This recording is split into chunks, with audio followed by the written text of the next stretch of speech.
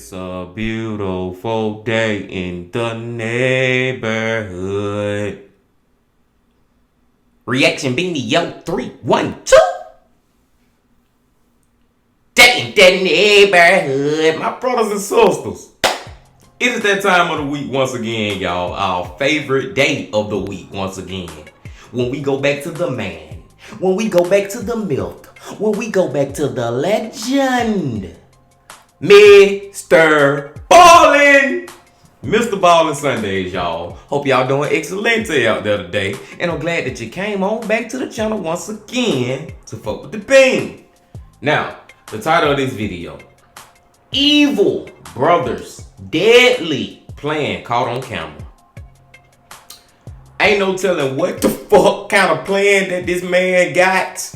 It's just crazy that it say evil brothers. That means that more than likely the brother was trying to kill the other brother. You know what I'm saying? But like I said, with MrBallen, ain't no telling what the hell been caught on this camera. I just know it's going to be good. I just know it's Sunday, MrBallen Sundays, and I'm ready to get into it with my brothers and sisters. But before we get into it, my brothers and sisters, y'all know what y'all got to do. Get whatever you might need. Get what you need, MrBallen Sundays. Once again, y'all got what y'all need, y'all ready to go? Then let's fucking go. Several years ago, prank videos were huge on YouTube. Basically, a prank YouTube channel would go out in public and they would do something to some unsuspecting person and they would film it, and that video would get tons of views on YouTube. Well, during this prank heyday, there was one YouTube channel that pulled off a prank that really stood out amongst the thousands and thousands of others that were getting pumped out during this time. And the reason this particular prank stood out was because 1, it was masterfully planned, 2, it was brilliantly executed, and 3, most memorably, it had massive intended and unintended consequences. We're talking international scandal level consequences. And amazingly, this story has yet to be converted into a major motion picture, and so I would imagine that most of you have actually never heard of it. But before we get into that story, if you're a fan of the strange, dark, and mysterious delivered in story format, then you've come to the right place because that's all we do, and we upload once a week. So if that's of interest to you, please go in to the like button cell phone and change their emergency contact to Papa John's. Also, please subscribe to our channel and turn on all notifications so you don't miss any of our weekly uploads. Okay, let's get into today's story.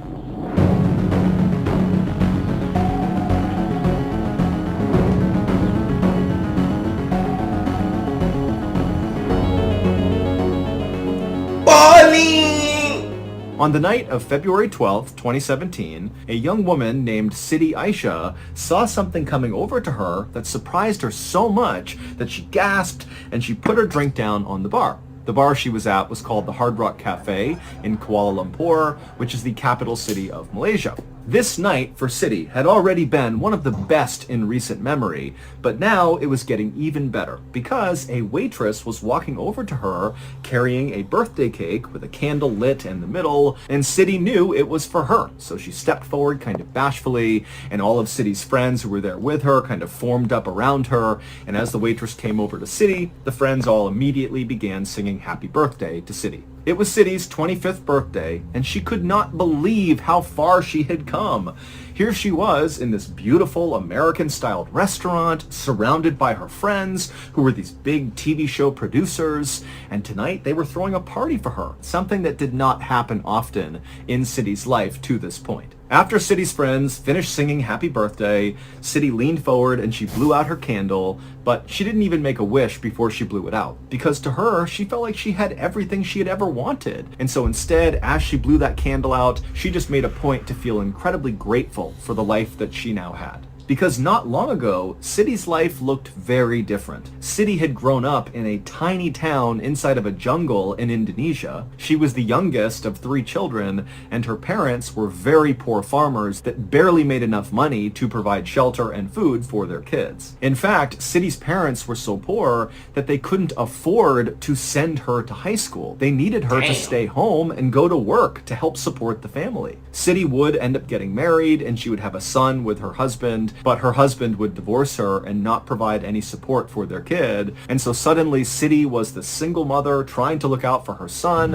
while also trying to provide for her parents and her other siblings. And eventually it became so difficult to find enough work to provide for all these people that City was forced to go abroad and look for work elsewhere outside of Indonesia, which meant she had to leave behind not only her parents and siblings, but also her son. Her son had to stay with her parents. City would ultimately find work as a masseuse in a hotel in Malaysia called the Flamingo. Now, City really did not like this work at all, but it paid well enough and she needed the money badly enough that she decided to just keep on doing it. Sometimes City, like a lot of the other girls that she worked with at the hotel, would daydream about being discovered as a model or a singer or an actress and getting taken away from this life to a life of luxury and wealth and leisure. But City never really expected that to happen. Next to City at the bar was her producer, whose name was James. And James had his arm around her, and he suddenly flashed her his cell phone, and he kind of pointed to the screen. And City looked at it, and she saw there was a text message from someone, but it was in a language that she didn't recognize. And she asked James, what is that? And James grinned at her and said, "This is my boss telling me that you are already a superstar in Korea." And when City heard this, she was totally embarrassed, but also really excited. City had met James about a month ago in January of 2017 when City and some of her friends from the hotel had decided to go out for the night. Now, City very rarely went out. She basically worked and slept and then sent home her money to her family, but for whatever reason, she had been convinced by her friends to go out and have a good time, and so she was all dolled up, and she and her friends were standing in line to get into a bar when a very handsome man wearing a suit, James, walked up to City and said, "Have you done any acting?" And City, wearing her best clothes with her friends, she suddenly felt bold, and she told this guy, who she didn't know, that, "No, I haven't, but I'd like to try." And so James asked her if she'd come with him, and she said okay, and they went to this cafe, and they sat down, got coffees, and James explained to City who he was. And he told her he was a Japanese television producer who specialized in hidden camera prank videos. And he... Wow, man. I mean, so far, y'all, it seemed like that City, it was a blessing in disguise that she left her country to go, put in, work so she could provide for her little child. It's messed up that she had to leave her child behind with her parents and leave her country. But now she blowing up and being a fucking superstar. You know what I'm saying? Got a lot of following and a lot of great things seeming like it's ahead for her in the future. But fucking with MrBallen is looking like it's good right now. Everything going good. But watch how fast everything turns bad. He needed actresses to put on pretty clothes and pull pranks on unsuspecting people on camera. City had initially been very skeptical of James and this proposition, but at the same time, back then, prank videos were all the rage on YouTube, they were on mainstream TV, they were everywhere, and City knew that, but she had never thought about being in one. She just sometimes liked to watch them. But James would tell her, "This is really easy work, and you'll get paid well for it." And so City had ultimately said, "Okay, yeah, I'll do it with you." And after she said yes, her life had been a whirlwind. No longer was she a masseuse at a hotel, but instead, she was like a celebrity, flying all over the country, filming all these prank videos, and James's bosses were so pumped, they kept messaging him, telling him how amazing she was, and how every video she was doing was outperforming anything they hoped it could do. I mean, everything was going perfectly. City took a few more bites of her birthday cake, and then she checked her watch and saw it was almost 10 p.m., which for James and her other friends might be early, but for City, that was pretty late. Plus, she had already had a lot of alcohol that night, and so that was making her more tired, and so she told James and the others she was going to leave, she thanked them for the party, and then she headed out and went to her hotel. As soon as City was in her room, she immediately called her mother. City and her mom talked all the time, sometimes multiple times a day, and this night, City just really missed her mom, and she really missed her son. And as soon as she called her mom picked up and they chatted for a bit, and City told her all about how she'd had this amazing birthday party and how excited she was about the next day because they were shooting a really big prank. It was going to be their biggest one yet, and it would have the biggest payout of any of the videos she had done so far. This one, tomorrow, was going to pay her $100 US. And City told her mom, "Don't worry, I'm sending all of it back home to you all." City's mother...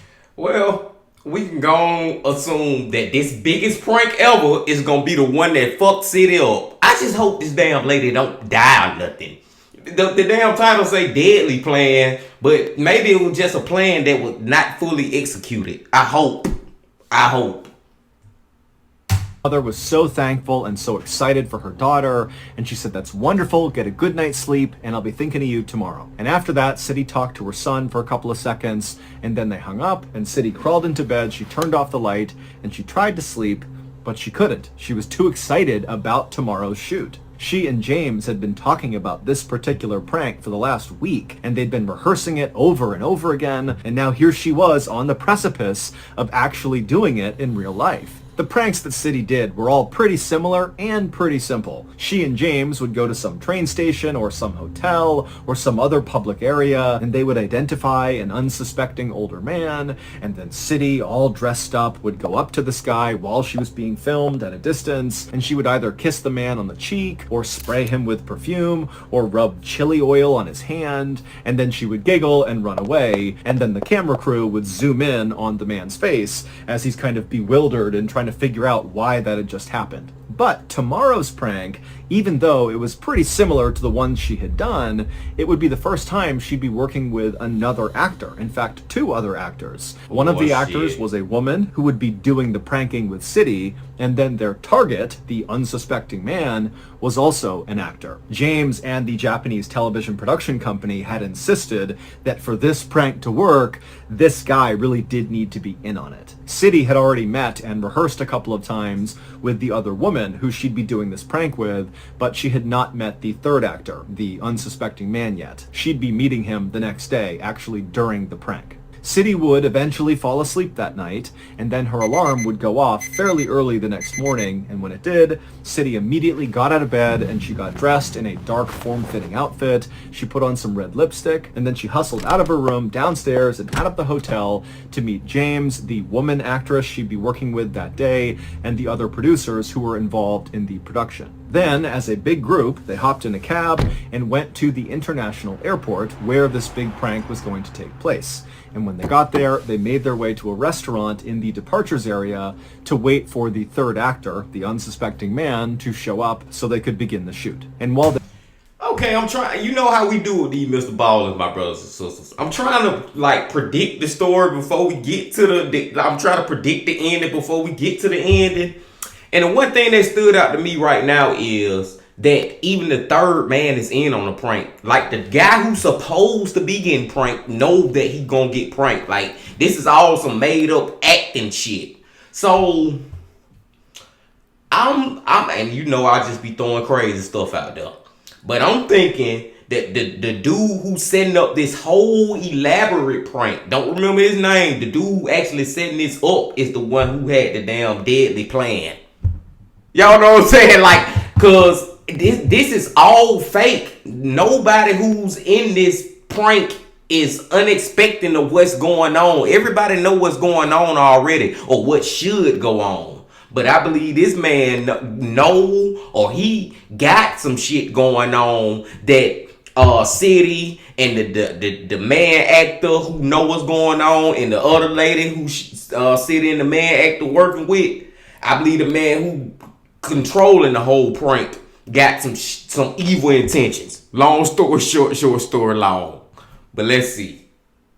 They waited, City and the other actress she'd be working with struck up a conversation. The other actress's name was Duan Thi Huang, and she was a 28-year-old woman from Vietnam. And just like City, she had come from a poor family, and she had gone abroad to find work to help support her family, and it was during this time that she was abroad that she was recruited to star in these prank videos. But unlike City, who daydreamed about maybe being a singer or a model or an actress or something someday, for Doan, acting was the only thing she ever thought of. Her whole life, the only thing she ever wanted was to be an actress. In fact, Doan had left school to pursue a career in show business. She had been on a show called Vietnam Idol, but unfortunately did not make it past the first round. And she had actually done a few other prank videos with a different production company, but neither of those two ventures had ever really panned out. It wasn't until she was recruited by James and his team to be a part of these videos that Doan finally felt like she was on the right track. And as they talked, City couldn't help but feel like Doan was just a little bit weird. She did like Doan, she had no issues with her, but Doan had chose to wear for this big shoot today a very childish outfit. Instead of wearing something similar to what City had on, which City imagined she would be, Doan was wearing this weird childish looking t-shirt that just said LOL on it, and she was carrying around with her everywhere this huge oversized teddy bear. But City just chalked it up to, maybe James and the other producers told Doan to dress this way, and that's why. The group took their time at breakfast inside of this restaurant, just waiting for this third actor to show up. And finally, at 9 a.m., so after an hour of just sitting there, one of the producers actually said, "Hey, there he is right there." And so City and Doan and James, they looked out into the very crowded area, and sure enough, where the producer was pointing was this guy who looked exactly like all of their other victims. He was this middle-aged, stocky guy carrying a briefcase who totally blended in with the hundreds of other people out there. And Okay, now I'm starting to think that the damn third actor may be the one with the deadly plan, man. I don't like the way he just walked into the airport. MrBallen said he blended in, and yeah, he do blend in, look like a regular civilian. But to me, just my spidey sense is telling me that he's suspicious as fuck. You know what I'm saying? I don't know, man. Maybe the damn third actor and James, the producer, maybe they in on a plan for City and Hoan. You know what I'm saying? Like, I don't fucking know. We just making guesses, my brothers and sisters. But that's plausible too, right? That maybe the third actor is not who we think he is. The producers told City and Doan that it looked like this actor had already begun the scene. He was already heading over to the self-check-in kiosk, which was like the start of this prank. And so they told City and Doan, like, go, start the prank. And so City grabbed the perfume that she was given to spray in this guy's face, and the producers rushed to rub this oil on Doan's hands, along with give her a wet cloth, because that was what she was going to need for her side of this prank. And then City and Doan stood up and began making their way out into the very crowded terminal. And as she walked, City couldn't help but feel very nervous because she knew this was her big chance to show James and the other producers that she could work well with other actors and that she could do a fairly complex prank. City and Doan made their way right behind the third actor, and as he continued to punch the screen of the self-serve kiosk, the two women split up, just like they had rehearsed. City walked around the man and got on the backside of this kiosk, basically looking at the man who was looking down at the computer screen, and Doan stayed where she was. And then Doan looked up at City and nodded, which was the signal, at which point City rushed forward right in front of this guy, who looked up and acted surprised, and then Doan ran up behind him and grabbed his face and rubbed her hands and that wet cloth all over his face, and then City, as soon as that was happening, sprayed the perfume on the guy's face as well, and then the two women kind of giggled and said sorry, and then walked away in separate directions. As City walked to the bathroom to wash the perfume off her hands, she was very conscious of the fact that she was still very likely being filmed, and so she checked her hair a couple of times and made sure her clothes were just right, and then she disappeared into the bathroom, she washed her hands, and then she looked up at the mirror and she smiled, because she knew she had nailed this prank, and she was going to be a star. After City had finished washing up, she left the bathroom and made her way over to the meetup point, kind of on the other side of the airport, where Doan, James, and the other producers were going to meet up. but no one was there. And she thought that was weird because they had totally planned to meet at this point after the prank. But after a little while, City told herself that, maybe they had already headed down to the taxi waiting area, and that's where they are, and they're waiting for me. So City left the airport and went to the taxi waiting area, but when she got there, she found herself alone again. And so City would stand there looking around, waiting for about 15 minutes, and when still she didn't see anybody, she texted James and said, where are you? But she didn't get a response. And so feeling kind of annoyed, City finally just flagged down a taxi on her own, hopped in, and told the driver she just wanted to go back to her hotel. And then... Okay, now I'm finna say some more ridiculous predictions. Cause this is weird as fuck. Where are they at? Why are they just abandoned City like that? What if this ain't gonna make no damn sense. I was about to say, I'm still gonna say it though, man. What if it really wasn't a prank and they actually killed that man or something? You know what I'm saying? What if that wasn't perfume, but that was some kind of acid or I don't freaking know, man. Something is not right with this damn story and I can't figure it out. And I'm going round in circles, thinking and I keep coming up with these crazy ass predictions, man. What the fuck is up with this? MrBallen got me, y'all. He got me on this one. I can't figure it out.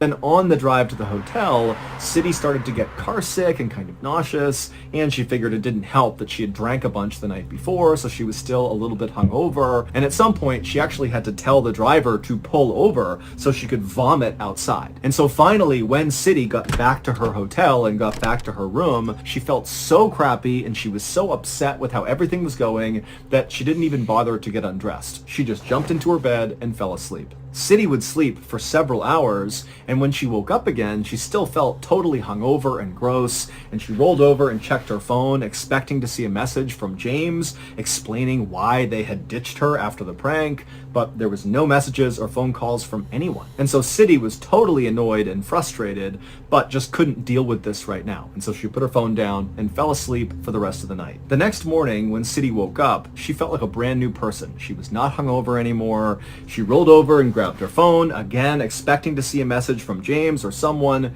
There wasn't anything, and so she called James. But as soon as she called him, she could tell his phone was now off. And so suddenly, City thought to herself, wait a minute, did the prank go badly? Did I do something wrong? Is that why they're ignoring me? And then also City thought to herself, am I still going to get paid for this prank? I told my family I was sending them $100. All day that day, City would sit on her bed in the hotel and call and text James. But James never got back to her. And City did not have the contact info for the other actors or the other producers, and so she was just totally stuck, not really sure what to do. And she just couldn't understand it. I mean, even if it had gone really badly, if she had blown that prank for some reason, she had spent the past 4 weeks with these people, specifically James, flying all over the country with him, going to dinners with him. He had thrown her a birthday party. They had all these long conversations about life. What could she have possibly done that would warrant this kind of treatment? And so by the end of that day, when still City had heard nothing, she just felt totally heartbroken and embarrassed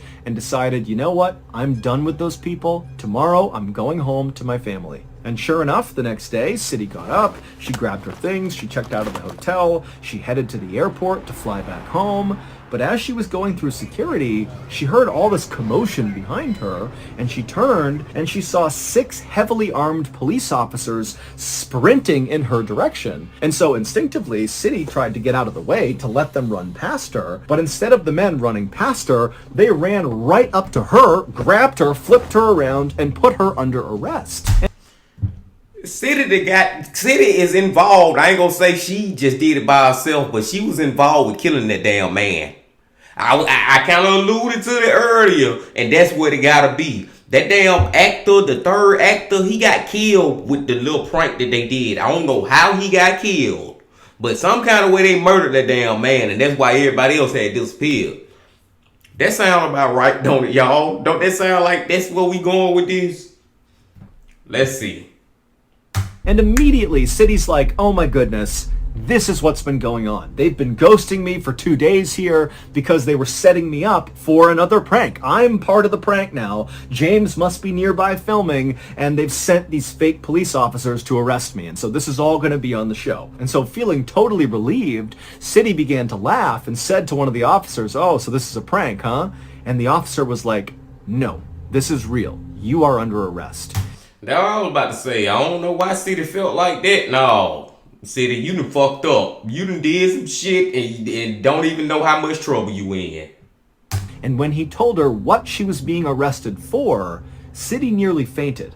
Here's what really happened during City's last big prank.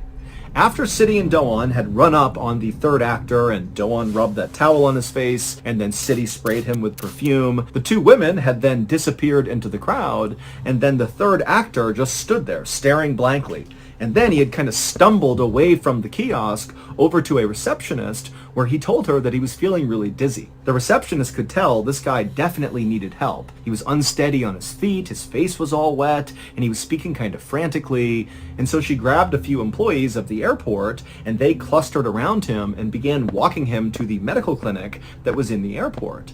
And as they escorted him to this clinic, the man began saying he was in so much pain and he kept walking slower and slower. And then finally, when they actually got him inside this clinic, just a couple of minutes later, he was on the ground having a seizure. Immediately, the medical staff rushed to the man's aid, and they injected him with a medicine to stop the seizure, and then with the help of airport staff, they lifted him up, put him on a stretcher, and then rushed him to an ambulance that was supposed to take him to the hospital. But he would die on the way there. Wow. City and Do-won had no idea this had happened to the third actor after the prank. The two women had gone into separate bathrooms and then basically just missed each other. They came out staggered to the meeting point and they didn't see anyone. They both went down to the taxi waiting area thinking that's where everyone had gone. And again, City and Do-won just didn't see each other and they both got in their own taxis and went back to their own hotels. As for James and the other producers, the reason they were absent after this prank had ended is because they planned to be absent after this prank. As soon as they saw City and Do-won pulling off this prank successfully, they all got up from that restaurant and promptly rushed to board planes that would take them out of the country. Because James and these other producers were not really producers. They didn't have a prank show. It was all a charade. In reality, they worked for the North Korean government, and James, whose real name was Ri Ji-woo, had been tasked by the North Korean government to recruit gullible women, aka City and Do-won, to participate in a top-secret mission that could easily get them killed. In fact, this mission was so sensitive and so dangerous that James and his other TV producers had to live undercover for weeks with Do-won and City kind of slowly convincing them that this was all legitimate and that what they were going to do was just a prank, not a top secret mission. City and Do-won had both been recruited by James because they both were vulnerable and poor. City was also known to be very naive and believed anything she was told, and Do-won was very immature and childlike and overly trusting. All the prank videos that City and Do-won had been independently filming with James and their crew in the weeks leading up to this big final prank had not been episodes of a prank show. They were actually doing pranks on actual unsuspecting people, but it was all rehearsals. James and his crew wanted to make sure that City and Do-won, one, thought this really was a prank show, and two, that they were able to actually do the prank, that they wouldn't chicken out at the end. And on the morning of February 12th, 2017, the day of the big prank, which in reality was the big secret mission, the perfume that City was given was not really perfume, and the oil that was rubbed on Do-won's hands was not really oil. They were the ingredients for a deadly nerve gas called VX. Wow. Now, separately, these ingredients would not have harmed either of these two women.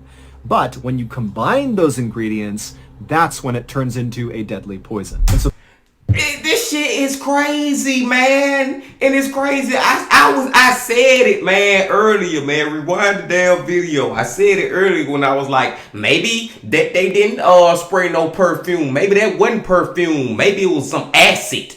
I was just joking though. I didn't really think this what it was gonna be. And the damn James and the other people. I didn't know that they were gonna be. I didn't know it was gonna be this damn deep. They fucking government officials. Like, they have used these innocent young women to carry out their sinister plan that just go way deeper than what City and Boban, Dohan, whatever her name is. You know what I'm saying? They ain't got nothing to do with this, man. I hate that for them. But what the fuck?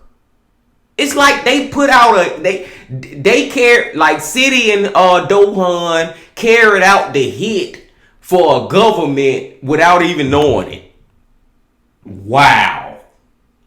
So that was why City and Doan had been told to do this prank together, because James and his crew needed them to mix the VX gas on their target's face. And the target was not an actor. His name was Kim Jong-nam, and he had no idea what was going on when City and Doan touched his face and sprayed him with perfume, but he was dead within 20 minutes. And his... Okay, well, goddamn, MrBallen, he still got me on this part. Because I thought that was a fucking actor. Now you telling me the man wasn't even a damn actor?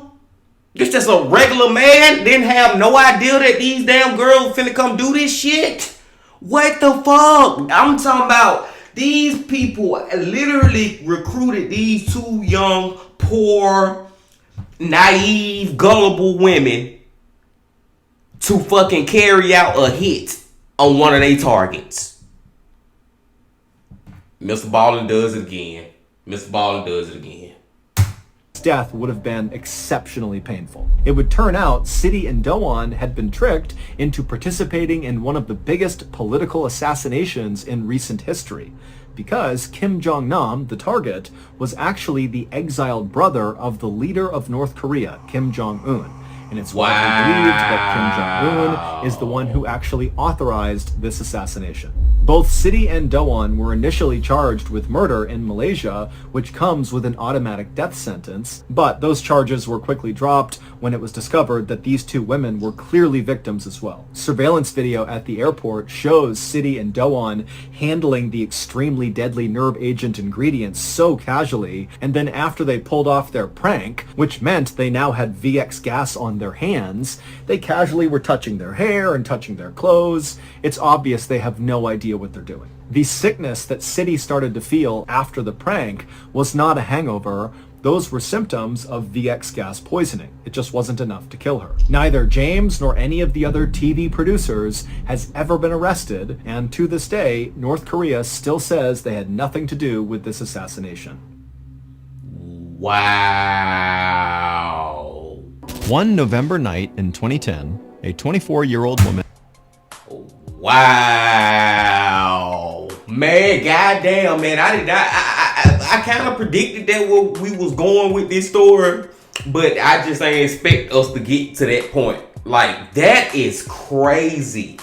My brothers and sisters, I would never in my life go anywhere. I want to travel, but I would never travel to fucking Korea. Oh my God, man. They doing it like that over there? They putting out hits on people like that over there? That is crazy, man. But the craziest part is that they use innocent civilians to just fucking kill a man without them even knowing it. And I agree with this totally. They should not be in prison. They shouldn't go to prison for that, man. That's the one exception that I will say. And y'all know how I feel about murderers. I feel like murderers, they should be in prison for life or even get the damn death penalty. You know what I'm saying? That's what I'm for. But I feel like if you literally did not know that you was killing somebody, like you did not know, period. Like you didn't know, period. Because I actually believe these women had no freaking idea about this shit at all. Then I can't charge them with murder. I'm gonna charge the goddamn government people, the damn, what the name is? Damon, Jason. I'm bad with these damn names. Y'all know who I'm talking about, man. The mastermind behind this, the prank producer guy. Him and his crew, all of them who involved, who knew what was going on, they the ones who need to be in fucking prison, man. They the ones who need to be in prison. And then, the other shocking thing was the fact that, Kim Jong-un, whatever his name was, the third actor, the fact that he wasn't no fucking actor. That man, like, oh my God. He wasn't even a fucking actor. They just lied. They used them women, man. That shit horrible, man. That shit is horrible for real, y'all. Oh my God. I love this story from MrBallen because the payoff was great.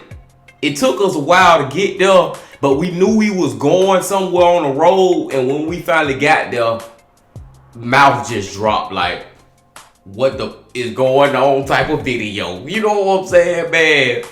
I digress, my brothers and sisters. Great video from MrBallen. Long story short, I can't even let the damn video go bad. But what I mean to say is, I'm gonna let y'all go now. But before y'all leave, please hit that like button, comment, subscribe, do all that for me, and come on back. Once again, my friends, most definitely come back next Sunday because this is what we do over here every Sunday. It watch MrBallen stores, and throughout the whole week, we go into a whole bunch of different channels. And tomorrow, I can go and tell y'all now that we going to Jose Ortiz from Evil Intentions. But until I see y'all tomorrow when we go to Jose Ortiz from Evil Intentions, my brothers and sisters, I gotta say this. Love, peace, and happiness. Stay safe. Don't stop. Keep going. Yeah.